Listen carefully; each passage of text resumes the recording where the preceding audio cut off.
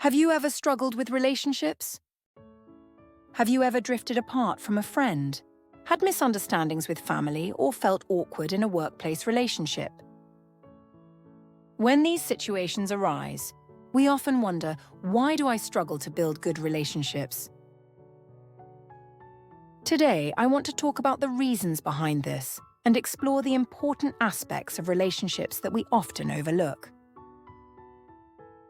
One major reason we struggle in relationships is that we assume others think and feel the same way we do. We unconsciously expect people to interpret situations just as we would, but the truth is, everyone has a different background, values, and way of expressing emotions. A great example of this can be seen in Pixar's animated film, Inside Out. The main character, Riley, initially believes that joy is the most important emotion.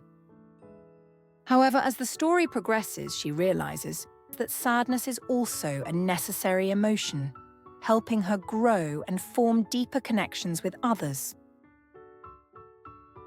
This is something we often forget in our relationships. Imagine you've had a rough day at work, full of stress and setbacks. You turn to a friend for support, expecting comfort or understanding.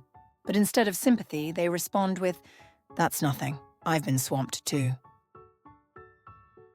In that moment, you feel dismissed. You were hoping for connection, but instead you feel unheard. Russian writer Fyodor Dostoevsky once said, "We judge others by their actions, but we judge ourselves by our intentions." This means that while we expect others to understand the intent behind our actions, we often fail to recognize the intent behind theirs. Instead of assuming that people think and feel the same way we do, we should try to understand how they express emotions differently. Another major cause of relationship problems is expectation. The more we expect from others, the greater our disappointment when those expectations aren't met. We assume that a close friend will always be there to listen to our problems. So when they say they're busy, we feel let down.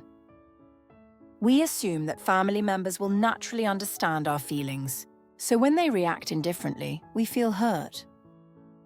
Expectations also play a major role in romantic relationships.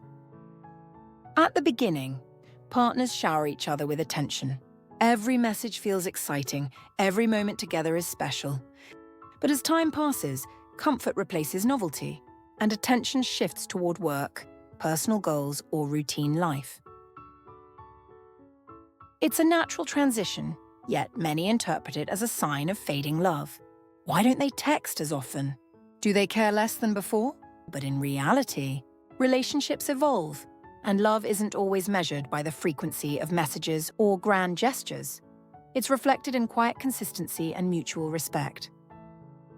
James Clear, in his book Atomic Habits, explains how unrealistic expectations often lead to failure.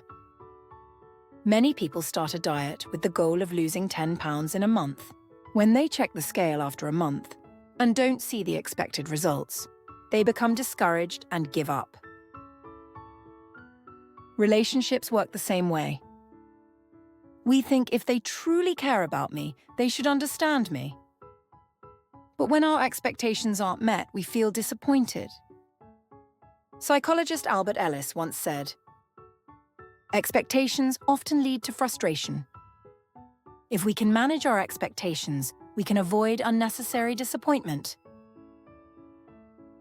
Instead of focusing on what others should do for us, we can ask ourselves, what can I contribute to this relationship? Words shape our relationships, yet we often throw them around carelessly. Think about this. Have you ever said something in frustration, only to regret it later? Maybe you snapped, "Why do you always do this?" and instantly felt the mood shift. The other person becomes defensive, the conversation escalates, and before you know it, a simple discussion turns into an argument. But what if, instead, you said, "I feel frustrated when this happens. Can we try a different approach?" The reaction would likely be completely different. Marshall Rosenberg, a renowned psychologist and author of nonviolent communication, emphasizes the importance of expressing our feelings without blaming others. He suggests that when we say things like, "You always make things difficult for me," it makes the other person feel attacked. But if we say, "I feel overwhelmed when this happens," can we talk about a solution? The response is much more positive. Friedrich Nietzsche also said, "If you speak aggressively, even if you are right, people will resist your words."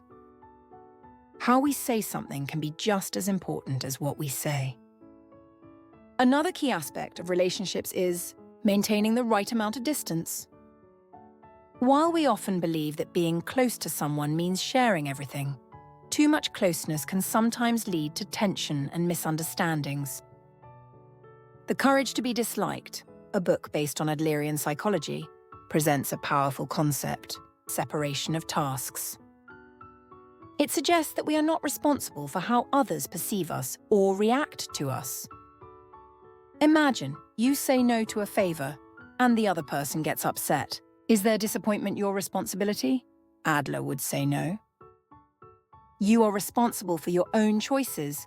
Their reaction is their own task to manage. Yet many of us spend so much time trying to please others, fearing rejection or chasing validation. Ironically, the more we try to control how others see us, the more we lose control over our own happiness. The book also compares human relationships to the tracks left by carriage wheels. If the tracks are too close together, they will collide, damaging both wheels. If they are too far apart, they won't move forward together. The key is to maintain a balance, a healthy distance where both individuals can coexist without overwhelming each other. Maybe the key to better relationships isn't about trying harder, but about trying differently. What if instead of constantly fixing, proving, or expecting, we focused on simply understanding? What if we let go of the pressure to be perfect and instead embrace the reality that human connection is beautifully imperfect? The best relationships aren't built on grand gestures, but on quiet understanding, patience, and the ability to let each other be. Instead of striving for a perfect relationship, why not approach relationships with a little more ease? Perhaps the key to good relationships is not in trying harder, but in letting go of unnecessary pressure and accepting people as they are. Thank you for joining me today. What do you think is the biggest reason relationships fail? Let me know in the comments. I'd love to hear your thoughts. See you in the next one.